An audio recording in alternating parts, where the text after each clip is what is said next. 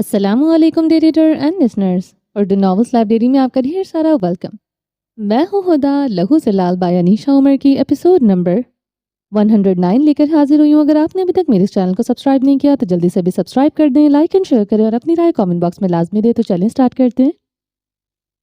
صفا کہاں ہے؟ منال نے ختیجہ سے پوچھا۔ وہ لوگ بعد میں آئے تھے۔ وہ ختیجہ سے مل کر ان کے پاس ہی بیٹھ گئی۔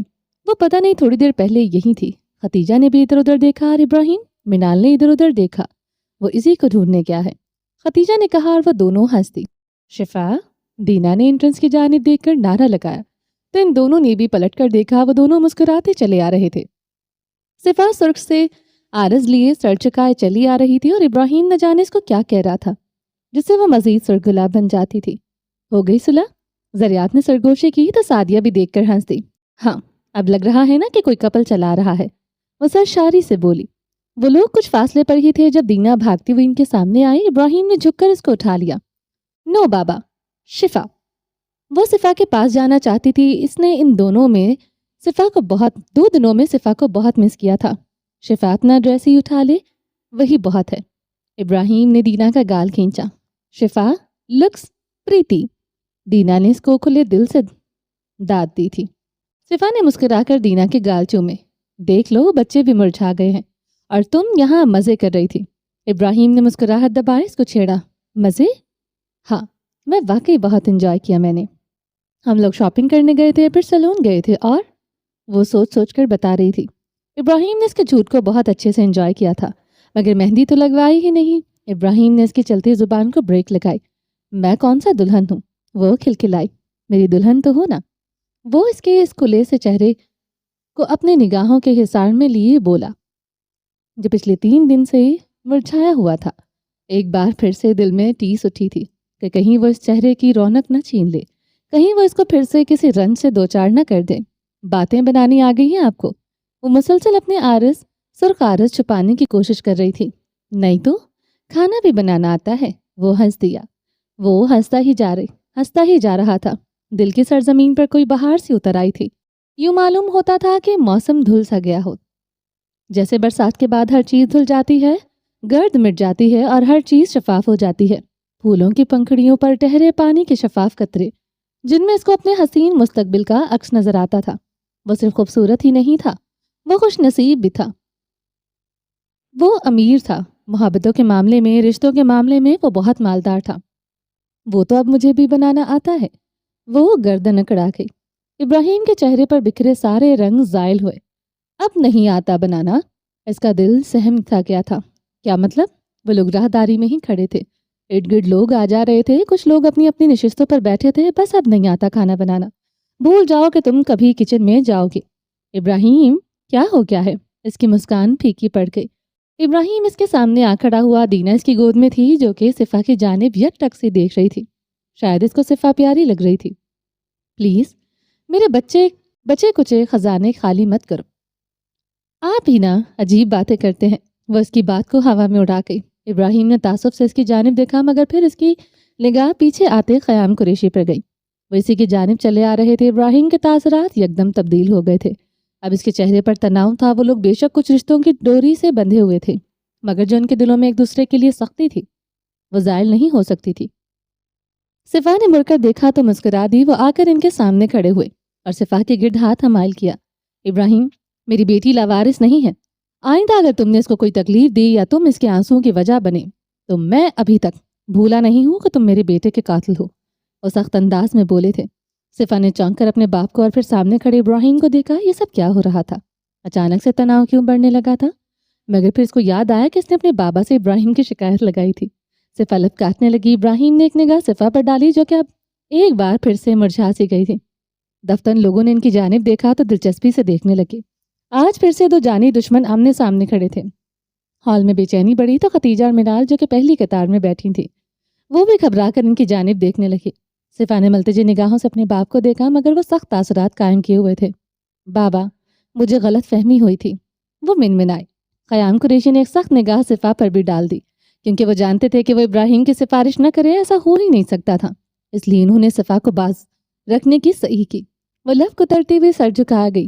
وہ پھر سے ابراہیم کی جانب متوجہ ہوئے۔ آئی ایم سوری، اس سے پہلے کہ وہ مزید کچھ کہتے ابراہیم نے سر جھکا کر سوری کرتے ایک پل کے لیے تو وہاں موجود تمام نفوس کو ہی سکتے میں ڈال دیا تھا۔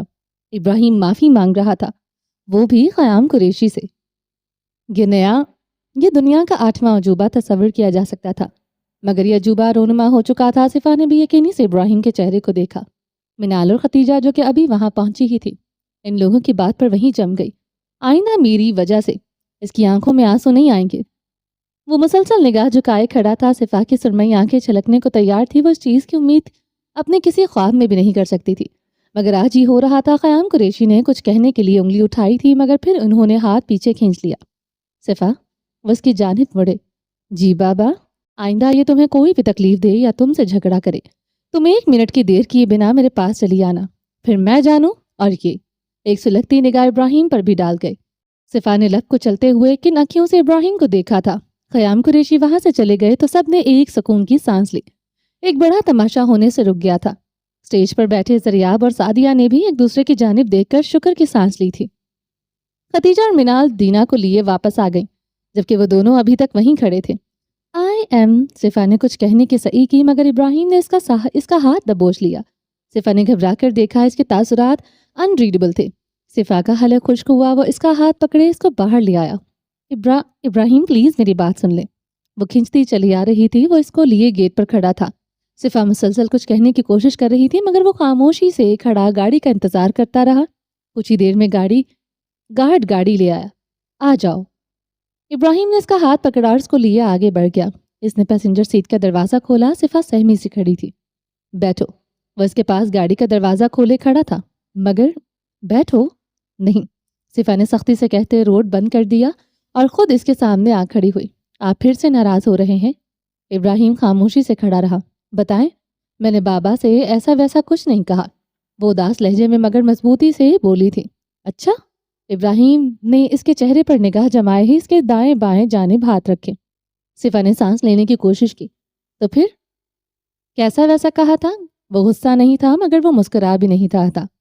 وہ بس میں نے کہا تھا۔ وہ لب کو چلنے لگی۔ کیا کہا تھا؟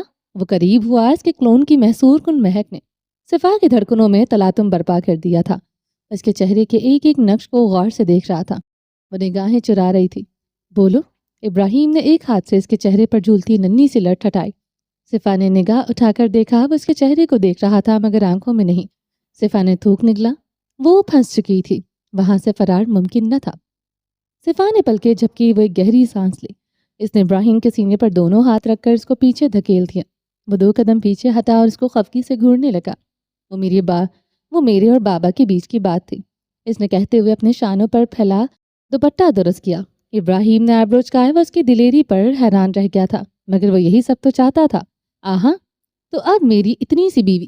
اس نے پھر سے انگوٹھے اور انگلی کو ملا کر اس کا سائز بتایا۔ آصفہ نے سرخ ناک لیے اس کو گھورا۔ باتیں بھی بنانے لگی ہے؟ وہ ہنسنا چاہتا تھا، مگر وہ ضبط کیے کھڑا رہا۔ آصفہ کے چہرے کے بدلتے رنگ اس کو اندر تک سکون اور خوشی دے رہے تھے۔ ہاں بالکل، اس نے ایک ادا سے کہا تھا۔ وہ مسکرا دیا۔ کب سے دبائی ہوئی مسکراہٹ کو اس نے بلاخر آزاد کیا تھا۔ آصفہ کی سانس بحال ہوئی۔ چلو کہتے اس نے پھر سے ڈور اوپن کیا۔ اس بار آصفہ بیٹھ گئی اور دوسری جانب سے آ کر بیٹھا۔ کہاں جانا ہے؟ ابھی تو ہم لوگوں نے کھانا بھی نہیں کھایا تھا۔ وہ منہ پھلا گئی۔ پینالٹی بھرنی ہے نا؟ تمہیں رلایا ہے تو کھانا بھی میں ہی کھلاؤں گا، کہتے اس نے گاڑی چلا دی۔ دادو، بابا کہاں ہیں؟ سفیان گرسی حال میں داخل ہوئے۔ ان کے ساتھ مرجان اور یاقوت تھے۔ وہ لوگ سارے ہال میں ابراہیم کو تلاش کر رہے تھے۔ وہ تو فرار ہو گیا۔ وہ مسکرا دیے۔ کیا مطلب ہے؟ مرجان نے سیاہ آنکھیں مٹکائیں۔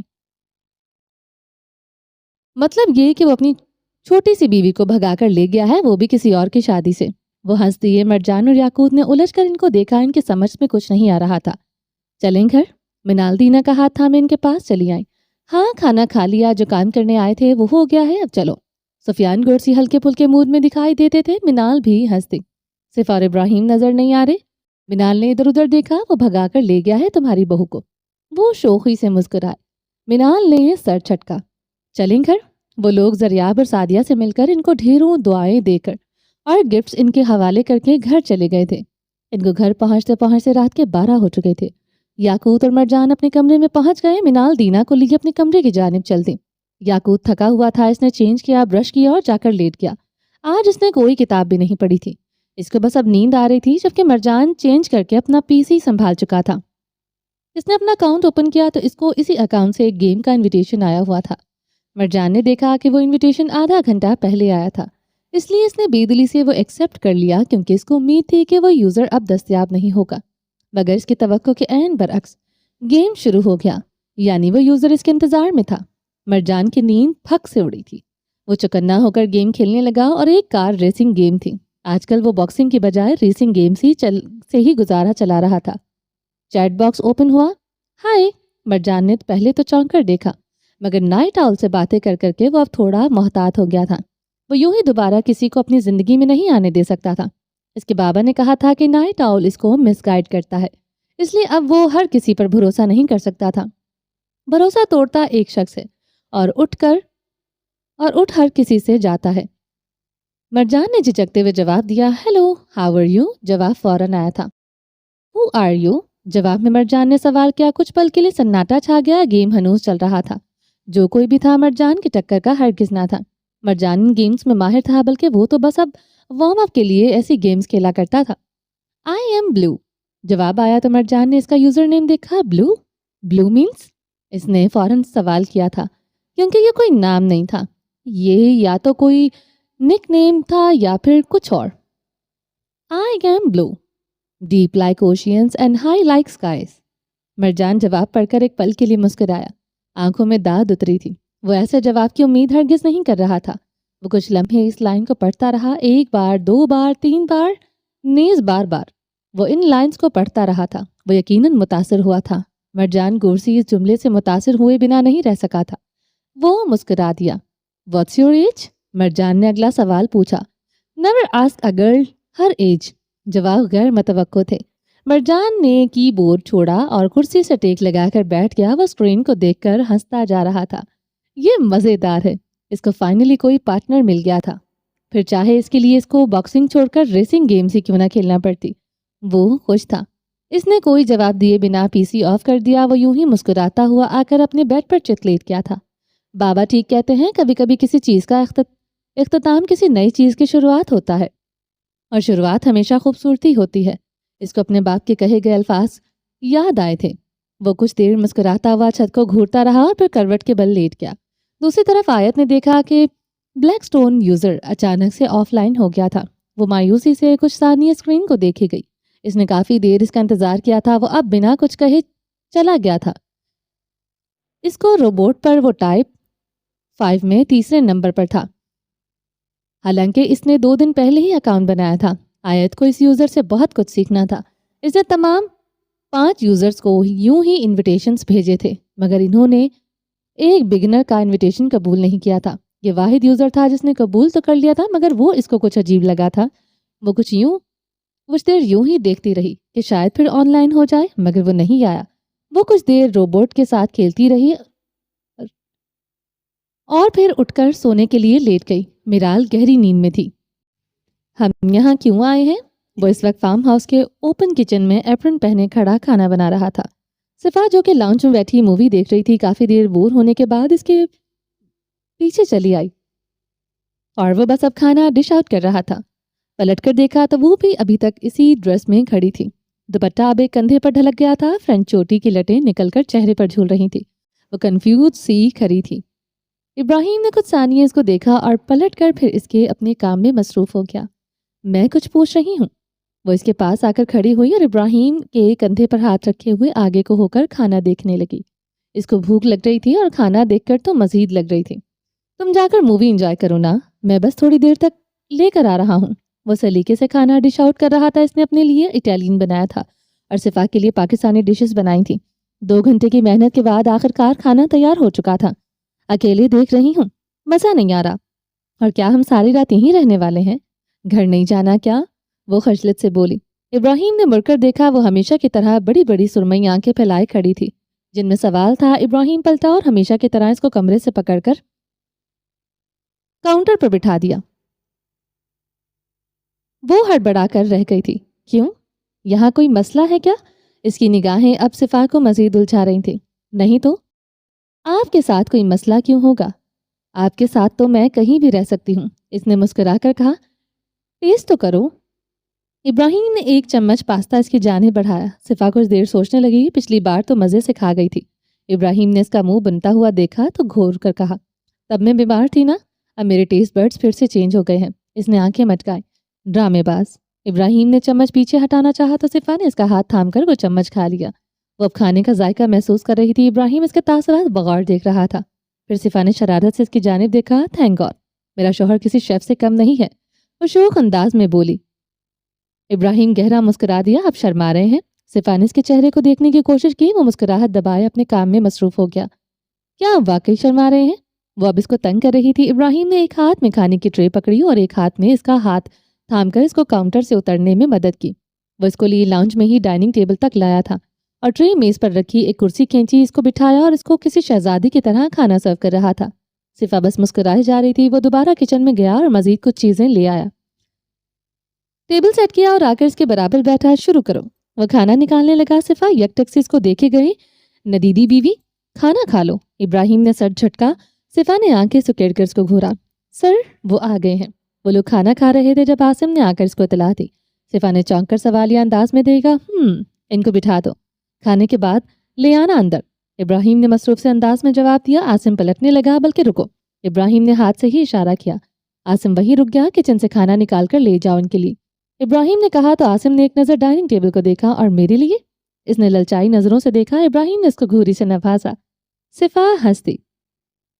لے جاؤ اپنے لیے بھی، ابراہیم کہا تو عاصم خوشی خوشی کچن کی جانب بڑھ گیا۔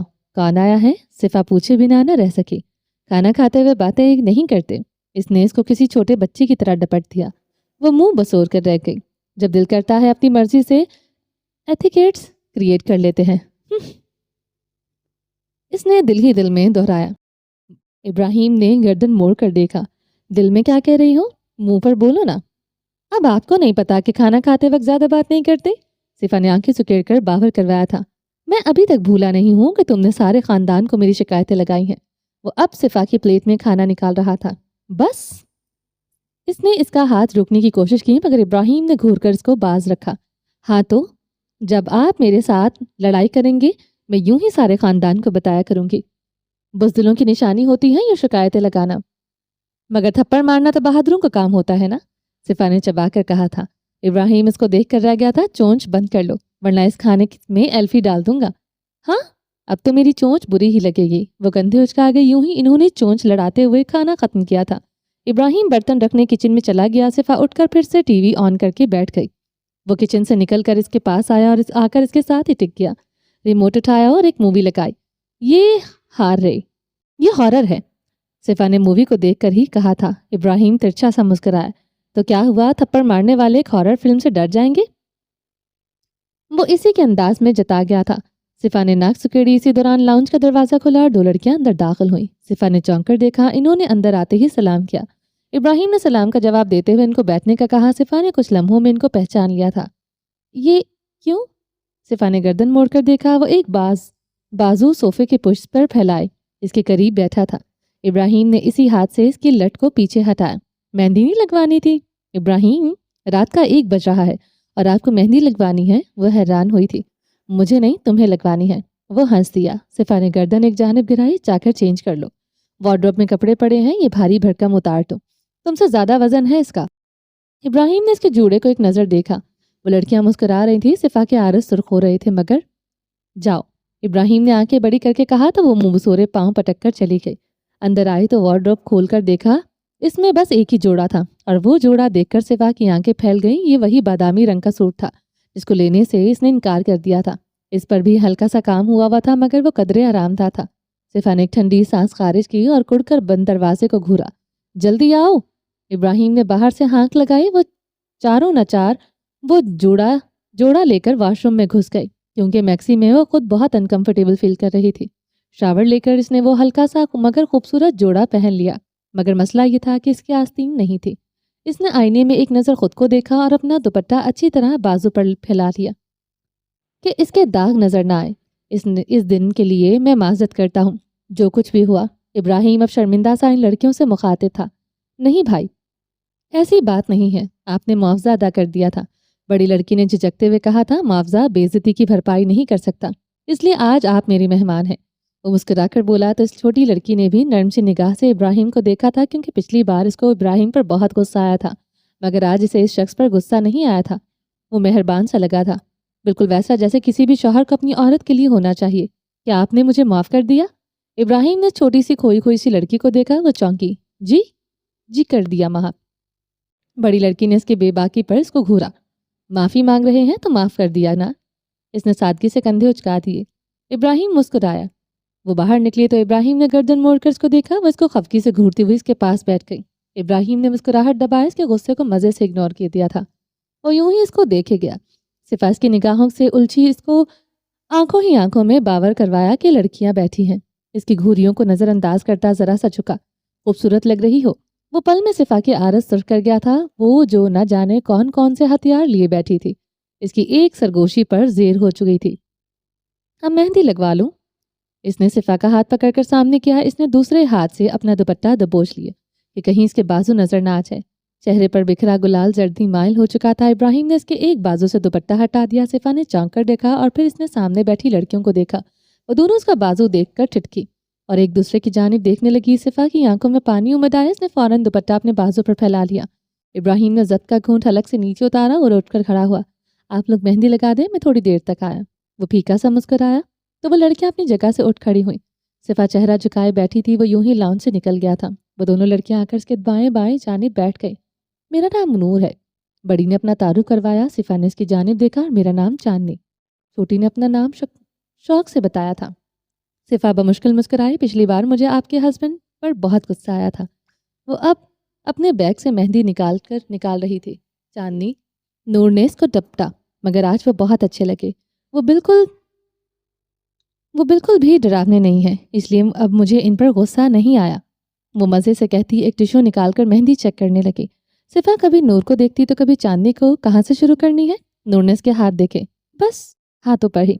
इसने दुपट्टा दुरुस्त करते हुए हाथ सामने किए। अरे, इन्होंने इतने पैसे दिए हैं कि आपको चाहिए कि पूरे के पूरे बाजुओं पर लगवाएं और पैरों पर भी। चांदनी ने चहक कर कहा तो सिफा फीका सा मुस्कुराई और अपने पाँव पर भी छुपाने के सही करने लगी। वैसे आपके साथ क्या हुआ था? इस दिन तो ये दाग नहीं थे। चांदनी ने आखिरकार पूछ ही लिया। सिफा की आंखों में जहाँ कुछ देर पहले शोखी थी, अब फिर से अदम एतमादी से उतरने लगी थी। वो मैं जल गई थी। ओहो, चांदनी ने अफसोस से इसकी जानिब देखा। सिफा सर झुका गई। अब बातें खत्म सी हो गई थी, मगर आप बहुत खुशनसीब हैं। अब की बार नूर बोली। इसके लहजे में अजीब सी आर्जदगी थी कि सिफा इसको देख कर रह गई। कैसे? सिफा खोई खोई सी बोली। नूर अब इसके हथेली पर मेहंदी से डिजाइन बना रही थी। चांदनी ने नूर के चेहरे की उदासी और खालीपन देख लिया था। वो एक ठंडी आह भरकर रह गई। ये आपको क्या बताएगी आप ही? मैं बताती हूँ। चांदनी ने बात शुरू की। वो बचकाना सी थी, मगर बहन भाइयों से काफ़ी अटैच थी, इसलिए वो अपने बहन भाइयों के साथ किसी की बेरुखी बर्दाश्त नहीं करती थी। और इब्राहिम ने तो उसके भाई का गिरबान पकड़ लिया था। इसकी शादी हुई थी, मगर 6 माह बाद ही तलाक हो गई। क्या? 6 माह बाद? सिफा को अच्छा खासा झटका लगा था। इसने अपने दाएं जाने बैठी नूर को देखा, जो कि अब एक जख्मी सी मुस्कान सजाए अपने काम में मगन नजर आई थी। हाँ, इसकी सास इसको एक अस्पताल ले गई और डॉक्टर ने कह दिया ये कभी मां नहीं बन सकती, इसलिए इसके शौहर ने इसको तलाक दे दी थी। चांदनी जख्मी सा मुस्कुराई। मगर इतनी जल्दी कोई कैसे? आप नहीं जानती ये कि दुनिया कितनी बुरी और जालिम है। मेरे माँ बाप नहीं थे, भाई ने और आप ही ने बहुत मेहनत की, फिर हमने आप ही की शादी कर दी और इन लोगों को तो बस नौकरानी मिल गई। फिर मगर इसकी सास की भांजी जिसको तलाक हो गई थी, वो इसके शौहर में दिलचस्पी दिखाने लगी। इसने घर में बात की और अपने शौहर को बाज रखना चाहा, मगर इन लोगों ने इसको ही घर से निकाल दिया। ये माँ नहीं बन सकती सिर्फ इसलिए कि भांजी के माँ बाप अमीर थे। वो लोग अपनी बेटी की शादी दूसरी जगह जल्द अज जल्द करना चाहते थे। पहले भी इन्होंने भर भर के जहेज दिया था और अब की बार तो दूल्हे को मकान देने का भी कहा था। बस फिर इसकी लालची सास ने उल्टा इसी को दागदार करके घर से निकाल दिया। चांदनी कही जा रही थी। सिफा का दिल मुट्ठी में आया। आप ही, ये लोग इतना कुछ करने से पहले सोचते क्यों नहीं कि इनको मरना भी है? चांदनी, जो कि मुश्किल से 16 साल की थी, एक आह भर के रह गई। इसका अंदाज ही ऐसा था जैसे कि इसके दिल ने इन लोगों को बद्दुआ दी हो। सिफा का दिल बंद हुआ। इसने चौंक कर चांदनी को देखा। क्या तुमने इस दिन मुझे या मेरे शौहर को भी बद्दुआ? सिफा का चेहरा सफ़ेद पड़ गया। चांदनी ने झटके से सर उठाकर देखा। نور نے بھی بے یقینی سے دیکھا۔ نہیں نہیں، ہرگز نہیں، ہم غریب یوں بددعائیں نہیں دیتے، آپ پلیز ایسا نہ سوچیں۔ چاندنی کو بہت افسوس ہوا تھا، یوں تو پھر مجھے بھی کسی کی بددعا لگی ہوگی۔ نور کھوئی کھوئی سی بولی۔ صفا نے اس کی جانب دیکھا، وہ بہت معصوم سی تھی۔ نہیں، تمہیں بھلا کوئی کیوں بددعا دے گا؟ وہ ان لوگوں کا عمل تھا جس کا صلہ ان کو ضرور ملے گا، اللہ انصاف کرنے والا ہے۔ ہاں تو پھر آپ بھی ایسا نہ سوچیں، ہم نے کبھی کسی کو بددعا نہیں دی۔ جس نے آپ کے ساتھ برا کیا ہے وہ اپنے عمل کا بدلہ پالے گا، اور جس نے اس سب کے باوجود آپ کو آپ کی ہتھیلی کا چھالا بنا کر رکھا ہوا ہے، اللہ اس کو بھی اجر دے گا۔ آخری بار کہتے ہوئے نور کی آنکھوں میں رشک سا تھا۔ آپ کے شوہر کی محبت دیکھ کر رشک آتا ہے، ورنہ میرے شوہر نے تو ایک جھوٹی سچی سی رپورٹ پر بھی یقین کر لیا تھا، اور ایک آپ کو شوہر ہے جو آپ سے اتنی محبت کرتا ہے۔ اس نے بات مکمل کی۔ صفا کے کندھے سے دوپٹہ سرک گیا، اس کے دونوں ہاتھوں پر مہندی لگ رہی تھی، اس کے چہرے کے رنگ سے اڑ گئے تھے۔ آپ کو ان داغوں کو لے کر پریشان نہیں ہونا چاہیے، یہ آپ کے شوہر کی محبت کا ثبوت ہے کہ ان کو دیکھنے کے باوجود آپ پر جان چھڑکتے ہیں۔ یہ داغ نہیں، یہ پھول ہیں، یہ مہر ہے۔ آپ کے شوہر کی آپ کے بے پناہ بے لوث محبت کی مہریں ہیں۔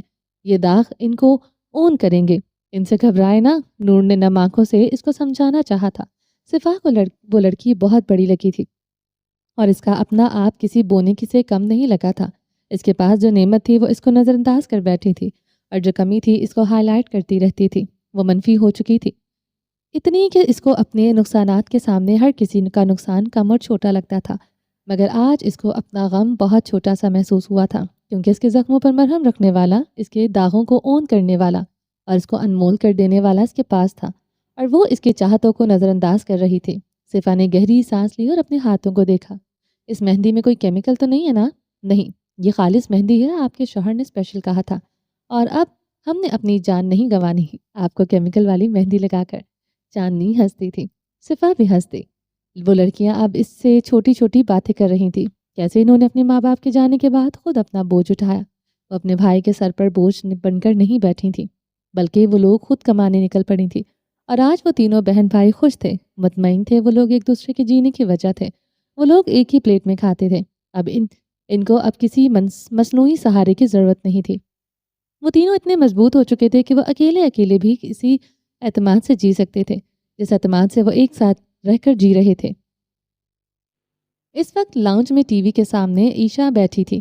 سامنے ٹی وی اسکرین پر کوئی نیوز چینل چل رہا تھا، جہاں 2 دن پہلے اسرائیلی سفارتخانے پر ہوئے فلسطین کے حق میں احتجاج کی ہائی لائٹس دکھائی جا رہی تھیں۔ جہاں یورپی ڈیلیگیشنز آیا تو مگر ان لوگوں کو سخت مزاحمت کا سامنا کرنا پڑا۔ اس کے بعد اب پورے ملک میں اور بین الاقوامی سطح پر فلسطینی مسئلے کو اجاگر کیا جا رہا تھا۔ جو لوگ آئے تھے ان میں سے کچھ لوگ تو اسرائیل کے ساتھ تعلقات معطل کرنے کا مطالبہ کر رہے تھے۔ ان لوگوں نے مختلف بل پیش کیے اپنے اپنے پارلیمانوں میں، جن میں اسرائیل کی مخالفت اور فلسطینیوں کے حقوق کی بات کی گئی تھی، جہاں اس بات کو واضح کیا گیا تھا کہ فلسطین وہاں کے فلسطینیوں کی زمین ہے، اس لیے وہاں یہودی بستیوں کی آباد کاری بند ہونی چاہیے۔ مگر بات وہیں ختم ہو جاتی ہے کہ جس کے سامنے یہ بل پیش کیے جاتے ہیں، اس نے تو آنکھوں پر پٹی باندھ رکھی تھی۔ اس کو مفاد عزیز تھا، اس کو بھی مسلمانوں سے شدید نفرت تھی، مگر لوگوں میں کافی حد تک شعور آ گیا تھا۔ یہ جنگ دہائیوں سے چلتی آ رہی تھی، اور نہ جانے کتنی دہائیوں تک مزید جاری رہنی تھی، مگر اس میں سے جو چیز معنی رکھتی تھی وہ تھی ان سب کا کردار۔ ایک جنگ جب ہوتی ہے تو دونوں فریقین جنگ جیتنے کے لیے ہی میدان میں اترتے ہیں، مگر ہر کوئی یہ نہیں سوچتا کہ وہ اس جنگ کو ضرور جیتے گا، وہ بس اپنے کمانڈر کے احکامات مانتا ہے، حکمت عملی بناتا ہے اور اپنا ایک چھوٹا سا کردار ادا کرتا ہے، پھر خواہ وہ کردار زخمیوں کو پانی پلانے کا کیوں نہ ہو، اس کا وہ کردار تاریخ کے صفحات میں لکھا جاتا ہے۔ دنیا اس کے کردار کو یاد رکھتی ہے، اور رہتی دنیا تک اس کی کاوش کو سراہا جاتا ہے۔ یوں اس شخص کا مقصد پورا ہو جاتا ہے، وہ اپنی جنگ جیت جاتا ہے، وہ اپنا کردار ادا کر لیتا ہے، وہ اپنے حصے کی لڑائی لڑتا جاتا ہے، کیونکہ جب حساب دینے کا وقت آتا ہے تو اس سے نہیں پوچھا جاتا کہ تمہارا کمانڈر کس قطار میں لڑ رہا تھا، تمہارے ساتھی کس میدان میں مصروف تھے، یا تمہارا گھوڑا کتنا طاقتور تھا۔ اس سے بس یہ پوچھا جاتا ہے کہ تم نے کیا کیا، جو ہتھیار تمہیں دیے گئے تھے وہ تم نے کہاں استعمال کیے، جو طاقت تمہیں بخشی گئی تھی وہ طاقت تم نے کہاں صرف کی، جو اختیارات تمہیں دیے گئے تھے وہ اختیارات تم نے کس طرح اور کس جگہ استعمال کیے تھے۔ یوں اس کو بس اپنا حساب دینا ہوتا ہے۔ اگر اس نے اپنا کردار ایمانداری سے ادا کیا اپنی طاقت کو صحیح استعمال کیا اور اپنے ہتھیار چھوڑ کر بھاگا نہیں تو وہ اپنے حصے کی جنگ لڑتا رہا، اپنی آخری سانس تک کو وہ کامیاب ٹھہرے گا۔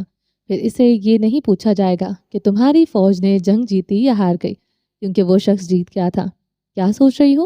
وہ اس کے برابر آ کر دھپ سے بیٹھا۔ عیشا نے گردن موڑ کر دیکھا، یہی کہ ہماری کوئی کاوش بھی کبھی پوری نہیں ہوگی، ہوگی بھی یا نہیں؟ وہ اداس سی تھی۔ سفیر مسکرا دیا۔ جو لوگ کوشش کرتے ہیں وہ انجام کو نہیں سوچتے، کیونکہ کچھ تبدیلیوں کے لیے مہینے یا سال نہیں صدیاں درکار ہوتی ہیں۔ کچھ مسائل کے حل کے لیے ایک زمانہ چاہیے ہوتا ہے، اور کچھ مقاصد نسلوں کی قربانیاں دینے پر حاصل ہو جاتے ہیں۔ پہلا قدم اٹھا کر ہی نتیجے کے بارے میں سوچ کر فکر مند ہو جانا مایوسی ہے۔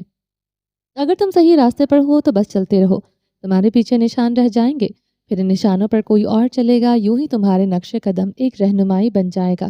اس نے کہتے ہوئے عیشا کے بال بگاڑے تھے۔ عیشا نے جواباً سفیر کے بال کھینچے۔ چڑیل؟ سفیر کراہ کر رہ گیا۔ تم نے بھی تو کھینچے تھے، میں نے بس پیار کیا تھا۔ میں نے بھی پیار ہی کیا ہے۔ عیشا کندھے اچکا گئی۔ مگر مجھے درد ہوا۔ سفیر نے اپنے بال سہلائے۔